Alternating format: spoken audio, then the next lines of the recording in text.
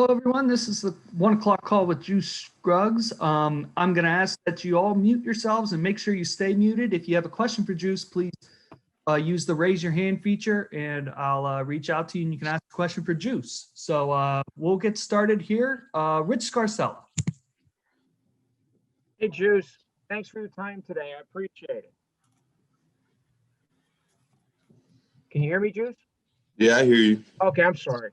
No, you're good. Juice, can you tell us your take on the struggles of the offensive line so far? Has there been an adjustment period with Coach Trout? Why do you think as a group, the line has struggled? I think just right now we're just trying to figure out. We're just trying to come out. We're playing hard and aggressive. We just have to focus on the details and the techniques and just the little things that's going to make us just look a lot better. And with adjustments and all that, we're just behind Coach Trout. Whoever Coach Trout, the 5 he puts out there, I just know the 5 he puts out, we're going to battle.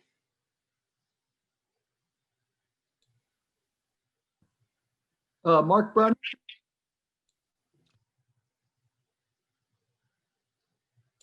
Hey, Juice. How you doing? I'm doing great. I believe when you got in there, the team was down at like the 1 or 2 yard line.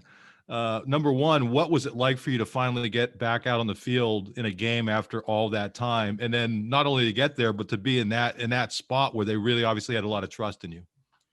Yeah, it was definitely a like crazy moment. It was like unreal for real. It's like I've been working hard for so long, and to finally get out there and get that experience, it was really good. And to start at the 1, I was like, oh man. But it's just like any other. If you start at the 20, it don't make a difference. You just go out there and play. And it was just really cool to be out there again. Parth? What's going on, Juice? Appreciate the time this afternoon. Throughout kind of your 20-month journey after your accident and, like you said, getting back on the field this past Saturday, was there any point in that journey where you felt like it was too much to overcome and you had doubts about playing again? And if so, how'd you kind of overcome those to get to where you are today?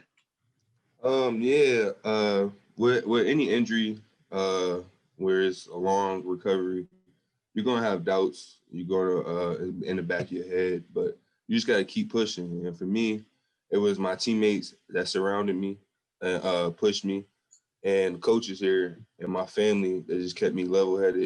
It just kept me through it all. And whenever I felt like it was too much or I wanted to quit, I just thought about like what everybody has been going through. Like I see my brothers out there working, just giving it their all, and it just motivated me to get back on the field. Elton Hayes. Hey, Juice, thanks for your time this afternoon. I understand you're from Ashtabula. You lived there before you went over to Erie. Just wanted to kind of, see, before the pandemic, how often you go back home. Do you still have family in that area? How much it means to you? And, how do you feel your experiences there as a youngster kind of shaped who you've become today? I still got most of my family still lives in Ashtabula on my dad's side. And yeah, it was just growing up there. It was a small town, like super small. You probably get from the whole city in about like 10 to 15 minutes. And it was just very cool just growing up there. I'm very grateful growing up there and all the experiences that I had there. And when I moved to Erie, it was like a whole different thing. Like it was like, I wouldn't say culture shock, but it was just totally different because it was just so much bigger. And it was just, I wasn't used to it. And I'm glad I did that because now I'm at State College and it's just, I feel like I could adapt to anything. Tyler Donahue.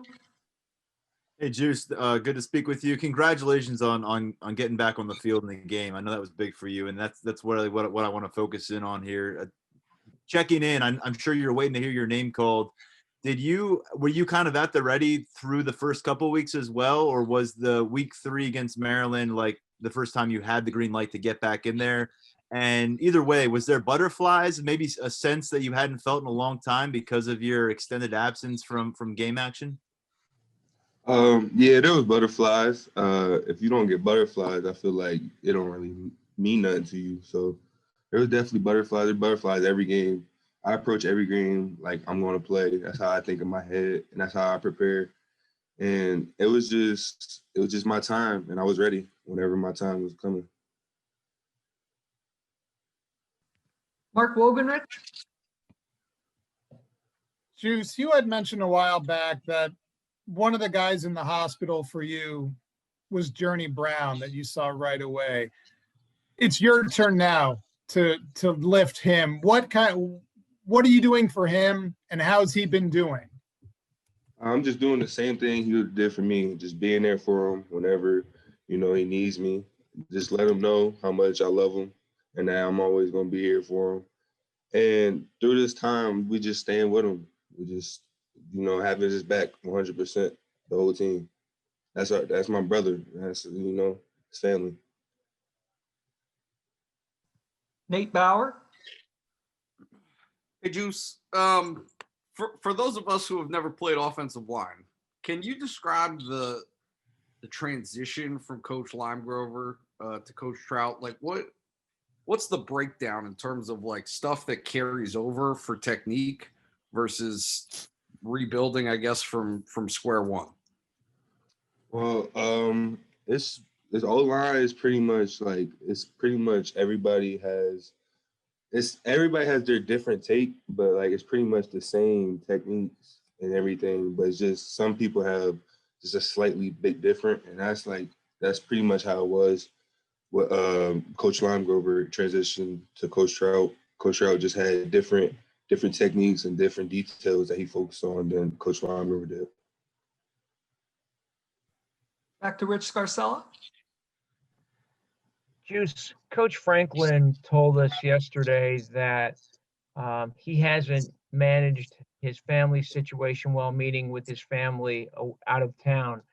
And I was wondering, as one of his players, when you hear your coach say that, what goes through your mind, and how much empathy do you have for him? I feel for him a lot. It's hard times right now with the pandemic going on and everything, and we're having unusual times. He's used to seeing his family, just like most of us are used to seeing our family, and it's hard, being away and you can't see him when you want to. So I definitely feel for him, and I feel for him, and I know where he's coming from because I miss my family too. So it's just the times we're going through. Mark Brennan?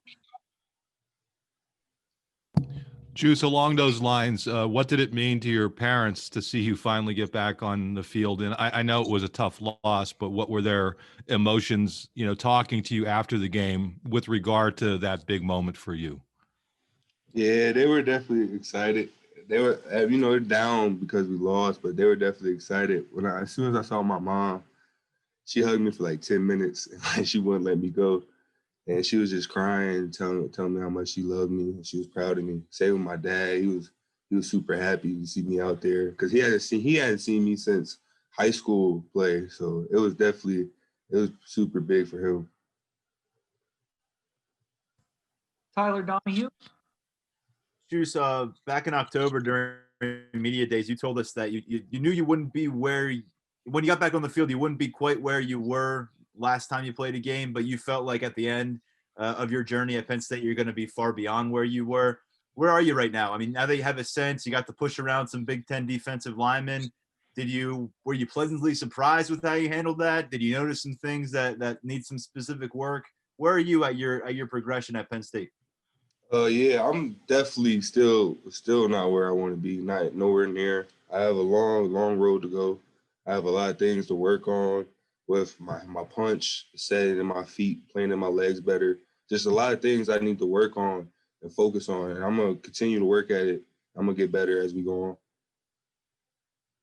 All right, we have time for 4 more questions. We'll start with Parth. Juice, I want to follow up on something you said a couple minutes ago. You said your dad hadn't seen you play since high school. Why is that, first of all? And I wanted to ask about what kind of discomfort do you still feel, if any, in your back? And did you kind of feel any kind of awkwardness or pain when you stepped out there on Saturday? Yeah, I'm gonna answer the last question first. My back's completely fine. Like, I don't feel nothing, no discomfort at all. And with my dad, it was just he hadn't seen me play since my state championship game in high school. He missed the Maryland game my freshman year, where I got in for a little bit. But other than that, that's the only reason why. And I just hadn't played since. So Nate Bauer? Hey, just one more juice on going from Coach Limegrover to Coach Troutwine. At what point did you feel like you had down those technique changes? And I guess as a group, at what point did you feel like you guys were all kind of on the same page with those changes? yeah, so like when Coach Trout first got here, I think it was like before winter workouts started, and we were like working, and it was different. You know, he was teaching us how to play in our legs more, and just showing us how like playing in your legs will really help you, and you don't have to use your upper body as much. And it was just, everybody was like, it was shaky at first, but everybody just kept working at it and just kept going. Now I think we're all like getting almost to that point where like we almost got it down, and we just got to keep working at it every day. Just keep coming to practice, working hard, and it'll eventually pay off. Mark Wogenrich? Just to clarify, your first play, was it the 3rd and goal playing late in the game? Nah, it was when we got the ball back on the 1. Okay. Yeah.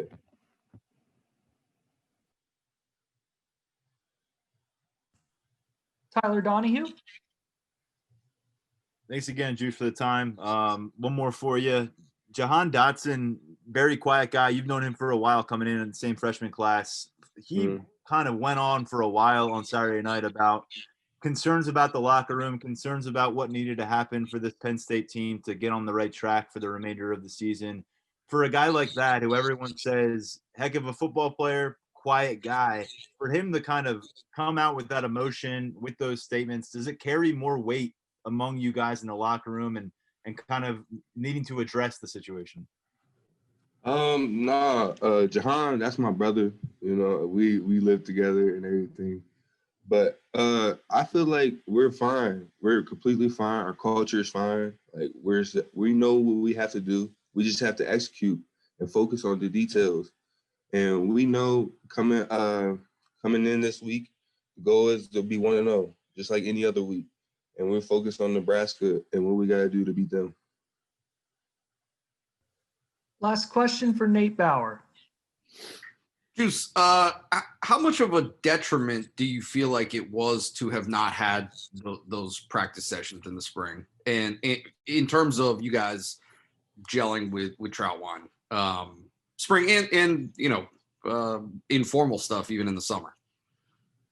We're just like everybody else. Nobody else got to play in the spring, and nobody else got to do extra practices in the summer and just like that. So we just have to keep working, and it probably played a big part in like us not having spring ball.